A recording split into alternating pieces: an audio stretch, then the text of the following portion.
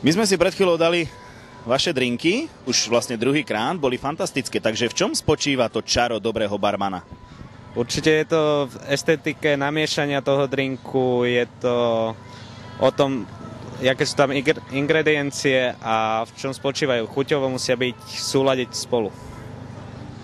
Ktoré ingrediencie sa hodia k sebe a ktoré nie? Ono je to ťažko povedať. Keď sa vytvára drink, tak to treba ochutnať a skúsiť. Nedá sa povedať nejednoznačné, čo nejde k sebe. Všetko sa dá nejakým spôsobom spojiť. Čiže všetko so všetkým, možno že po prípade cez niečo, ale vždy je efekt dobrý drink. Áno, presne tak. A čo treba na to, aby bol človek taký dobrý barman, ktorý vie namiešať drink? Je na to škola, nejaké kurzy? Sú na to aj kurzy, existujú, sú na to aj školy, ale musí byť kreatívny hlavne a musí mať dobré chuťové bunky a musí vedieť poznať ten alkohol, s ktorým pracuje a s tými sirupmi, jak chutia a tak ďalej v podstate. Keď ste spomenuli tie chuťové bunky, každý, kto si dá dobrý drink, musí aj popri tom niečo zjesť. Čo vy najradšej jete? Akú kuchyňu máte najradšej? Ja osobne mám taliansku. Pre mňa je pizza najlepšia.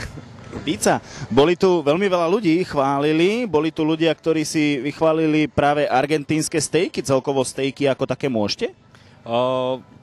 Stejky by som mohol, ale nemal som česť ochutnať ich, lebo pracujem, takže nemôžem sa nejak poberať po stánkoch.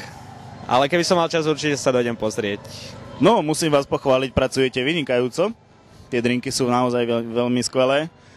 A slovenská kuchyňa, ďalšie množstvo ľudí si chválilo práve halušky. Môže byť halušky? Ale samozrejme, na tie nemá nič. Halušky sú najlepšie.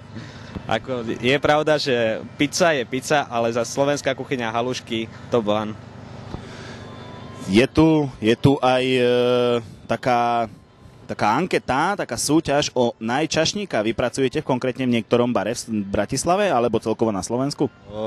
Áno, pracujem. Môžem menovať? Není to platená reklama, takže môžete. Pracujem pre jednu barketeringovú firmu, pre Black Eye.